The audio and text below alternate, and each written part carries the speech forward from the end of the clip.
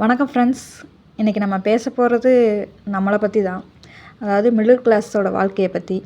இந்த வாழ்க்கையை வெளியிலேருந்து பார்க்குறவங்களுக்கு இது ஒரு சாதாரண வாழ்க்கை மாதிரி தெரியும். ஆனால் இதுக்குள்ளே தினமும் ஒரு மனுஷன் வாழ்ந்து பார்க்குறான் பார்த்தீங்களா?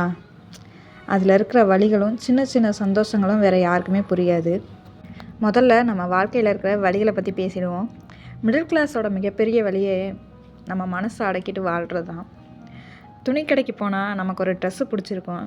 ஆனால் நம்ம முதல்ல பார்க்குறது அந்த ட்ரெஸ்ஸோட டிசைனை கிடையாது, அந்த ட்ரெஸ்ஸோட ப்ரைஸ் டேக்கை தான்.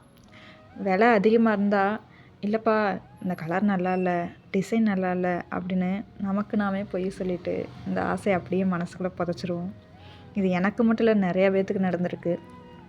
இதெல்லாம் விடுங்க, அதை விட பெரிய வழி என்னன்னு தெரியுமா? அம்மா அப்பாவோட முதுமை தான். அவங்களுக்கு உடம்பு முடியாமல் போகும்போது ஒரு பெரிய ஹாஸ்பிட்டல் கூட்டிகிட்டு போக கூட காசு இருக்காது. ஆனால் அவங்க நம்மக்கிட்ட எனக்கு ஒன்றும் இல்லைப்பா, சும்மா சாதாரண காய்ச்சல் தான், மாத்திரை போட்டால் சரியாயிடும்னு சொல்லும்போது அவங்க கண்ணில் இருக்க வலியும் நம்மளால் பெருசாக எதுவுமே பண்ண முடியலையேன்னு நமக்குள்ளே இருக்கிற குற்ற உணர்ச்சியும் இருக்கே, அது உலகத்திலேயே கொடுமையான வலி. மாசான வாடகை, ஃபீஸு, கடன், இஎம்ஐன்னு எல்லாத்தையும் கட்டி முடிச்சுட்டு நைட்டு படுக்கும்போது சீலிங் ஃபேனை பார்த்துக்கிட்டே அடுத்த மாதம் என்ன பண்ண போகிறோன்னு யோசிக்கிற அந்த தனிமை இருக்கே, அது ஒரு நரக வேதனை. ஆனால் இவ்வளோ வழிகள் இருந்தாலும் மிடில் கிளாஸை விட அதிகமாக சந்தோஷப்படுறவங்க யாராச்சும் இருக்காங்கன்னு கேட்டால் கண்டிப்பாக இல்லை.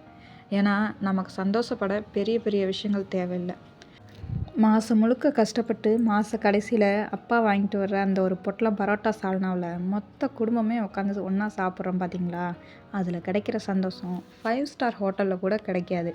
கஷ்டப்பட்டு சேமித்து ரொம்ப நாளாக ஆசைப்பட்டு வீட்டுக்கு ஒரு புது மிக்சியோ இல்லைன்னா ஒரு டிவியோ வாங்கும்போது அந்த பெட்டியை பிரிக்கிறதுக்குள்ளே ஒரு திருவிழா சந்தோஷமே இருக்கும்.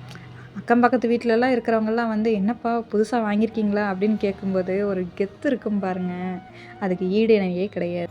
இது எல்லாத்தையுமே விட அப்பா நான் எக்ஸாமில் ஃபஸ்ட் மார்க் வாங்கிட்டேன் அப்படின்னு பிள்ளைங்க சொல்லும்போது அந்த அப்பாவோட முகத்தில் ஒரு சிரிப்பு வரும் பாருங்க. அதுக்காக அவர் தான் ஆயுசு முழுக்க எவ்வளோ வேணாலும் கஷ்டப்படவும் தயாராகிடுவார். அவ்வளவுதாங்க. மிடில் கிளாஸ் வாழ்க்கைங்கிறது ஒரு பூட்டு போடாத வீடு மாதிரிங்க. உள்ள கஷ்டமும் வரும், கவலையும் வரும். ஆனால் மனுஷங்க எப்போவுமே அன்போடு இருப்பாங்க. இங்கே காசு கம்மியாக இருக்கலாம், ஆனால் பாசம் எப்போவுமே தாராளமாக இருக்கும்.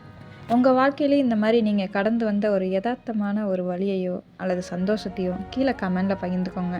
நம்ம எல்லோரும் ஒரே படகுல பயணம் செய்கிறவங்க தான். இந்த வீடியோ உங்களுக்கு பிடிச்சிருந்தா உங்கள் மிடில் கிளாஸ் ஃப்ரெண்ட்ஸுக்கு ஷேர் பண்ணுங்கள், சப்ஸ்கிரைப் பண்ணுங்கள். நன்றி. டாட்டா.